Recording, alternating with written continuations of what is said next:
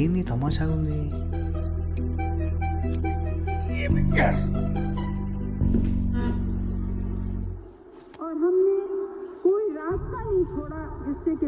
రేడియోలో కామెంటరీ విని విని బోర్ కొట్టేసిందత. వెళ్ళేప్పుడు ఈ టీవీ పట్టుకెళ్దామా? వరల్డ్ కప్ ఫైనల్ లైవ్ లో చూడొచ్చు. తీసుకుపోదాం సార్, దాని ఏముంది, బరాబర్ తీసుకుపోదాం. నమస్తే. నమస్తే నమస్తే, నేను దత్త, ఈయన కల్కి ఐపీఎస్. మీ గురించి విన్నాను. కూర్చోండి. మీతో కొంచెం పనుండి వచ్చినాం. చెప్పండి. మీ బిడ్డతో మాట్లాడాలి. తను ఇంట్లో లేదు. ఏం పను నాకు చెప్పండి. శేఖర్ బాబు హత్య గురించి మాట్లాడాలి. హత్య జరిగింది కొల్లాపూర్లో అయితే ఇక్కడ వెనిచెర్లలో ఏం పని? శేఖర్ బాబు హత్య ఎవరు చేసి ఉంటారని మీ అనుమానం? అది మీరు నర్సప్పని అడగాలి. శేఖర్ బాబు హత్య జరిగిన మరునాడే కొల్లాపూర్ వదిలేసి ఇక్కడికి ఎందుకు వచ్చారు? ఎందుకు వచ్చినారు? మేము ఇల్లు మారే రోజే యాదృచ్ఛికంగా మీ అమ్మాయి ప్రేమికుడు హత్యకు గురయ్యాడా? వాడిద్దరి మధ్య సంబంధం లేకుంటే మేము ఇక్కడికి వచ్చేవాళ్ళమే కాదు. ఉంది. నా బిడ్డని నేను అందర్ సాహెబుల్లా పెంచలేదు. తను ఉస్మానియాలో డబుల్ పీజీ చేసింది. కొల్లాపూర్కి ఏదో చేయాలని తపన పడేది. అప్పుడే తనకు ఒక ఆలోచన వచ్చింది. కృష్ణానది కొల్లాపూర్ నుండి దట్టమైన నల్లమల అడవుల్ని దాటుకుంటూ ఆదివాసీ గ్రామాల నడుమ అమరగిరి కొండల్ని చీలుస్తూ శ్రీశైలం చేరుకుంటుంది. ఇక్కడ ఒక బోటింగ్ కంపెనీ పెడితే పర్యాటకులు ప్రకృతి అందాల్ని ఆస్వాదిస్తూ శ్రీశైలంలోని పాతాళగంగ చేరుకుంటారని నా బిడ్డ ఆలోచన. మద్రాసాలతో ఆపేమన్నాం, పట్నం పంపించావు. అబ్దేక్ పడవలంటుంది, అది హిందూ యాత్రలకంటుంది. స్వార్థం కోసం చేసేదైతే నేనే అడ్డుపడేటోణ్ణి.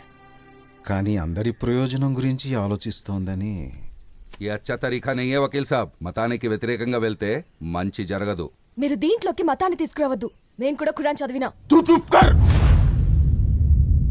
భాయ్ సాబ్, తన ఆలోచనలో తప్పేముంది? కొల్లాపూర్లో టూరిజం పెరిగి చాలా మందికి బతుకు తెరువు దొరుకుతుంది. ఊరు అభివృద్ధి చెందుతుంది. వకీల్ సాబ్ भी सही बोल रहे. ऐसे बोलते లడ్కీ కో చూడు. కబీర్ మియా మన ఊరి కోసం చాలా చేసిండు. ఆయన చెప్పిందంటే సహీ బాత్. ఆడదాని దిమాక్లో నుంచి వచ్చిన ఆలోచన మంచిది కాదు. అయితే చచ్చిపో. కోనే రేవా బత్తమీజ్.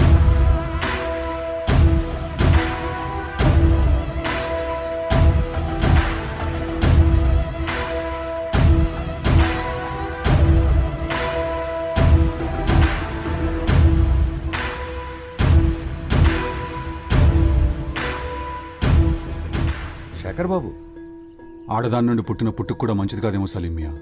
చచ్చిపో. కాలంతో పాటు మన విధానాలు కూడా మారినాయి. మా ముత్తాతలు దండయాత్రలు చేసిరని మేము కూడా గుర్రాలకి కత్తులు తిప్పుతామంటే పోలీసులు నడ్డిరొకటి బొక్కలు దోస్తారు. శేఖర్ బాబు, గదాళ్ళ మతానికి సంబంధించిన విషయం. ఇది మనుషులకు సంబంధించిన విషయం. నీ హద్దులో నువ్వు ఉండు మంచిది. నా హద్దులు నువ్వు చెప్తున్నావు పెరుమాళ్ళు. నేను చెప్పేది అర్థం చేసుకో. ఇప్పుడు అడ్డుపడ్డోళ్లే రేపు ఎదిగినాక ఎంట పడతారు. మీరు కంపెనీ పనులు మొదలెట్టండి. మీకే సాయం కావాలన్నా నన్ను అడుగుర్రి. ఎవడడ్డొస్తాడో చూస్తాను.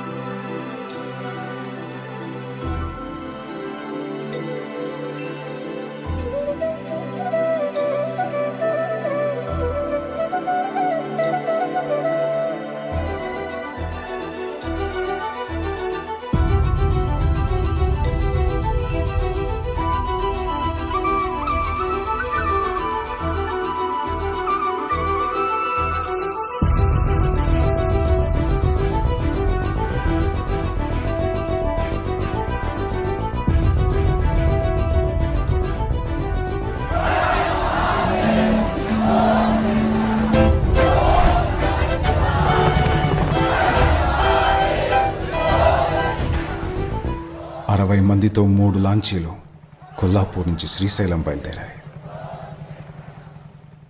తర్వాత ఏమైంది సార్? ఆ లాంచీలు అటు శ్రీశైలం చేరలేదు, ఇటు కొల్లాపూర్కి తిరిగి రాలేదు.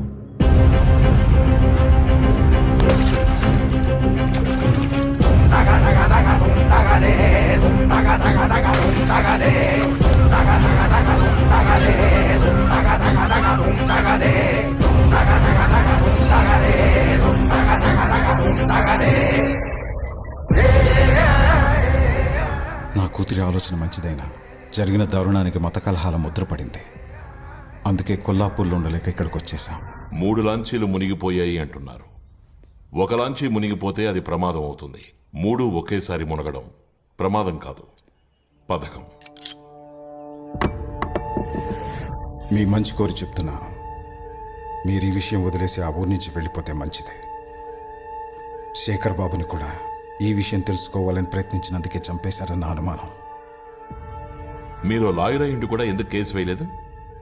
సరైన ఆధారాలు దొరకలేదు. ఉన్న ఒక్క సాక్షి కూడా కోర్టుకు రానన్నాడు. ఎవరా సాక్షి? సాంబశివం.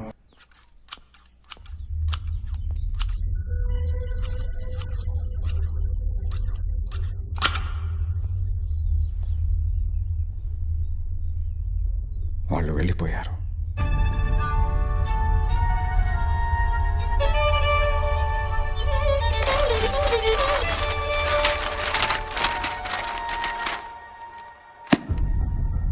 ఈ విజయదశమి పర్వదినాన జమ్మి ఆకులు పెద్దలకిచ్చి పాలపెట్టను చూస్తే సాక్షాత్తు భగవంతుని ఆశీర్వాదాలు పొందినట్టే. జమ్మిచ్చినయ్యా.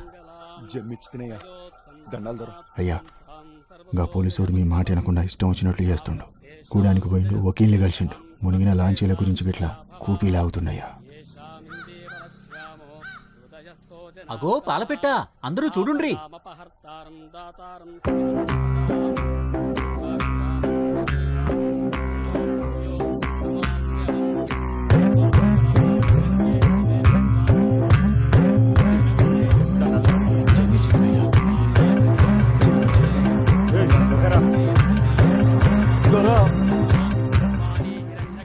శేఖర్ బాబు నా కొడుకు చంపలేదు దొరా. మాకే పాపం తెలియదు. బయట పెరిమళి మనిషి అంటేనే పందులను కొట్టి చంపుతాడు, చంపుతురయ్యా.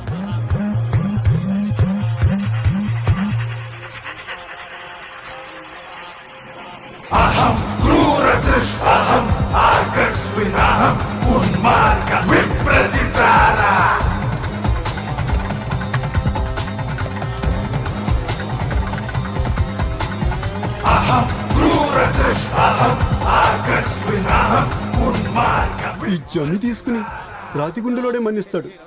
మీరు రామరెడ్డి మహారాజు ద్వారా ఈ విషయం అనుకుని వాడిని ఇడిసండి అయ్యా. మీరు ధర్మరాజుల ద్వారా మీ బాంచన్ ద్వారా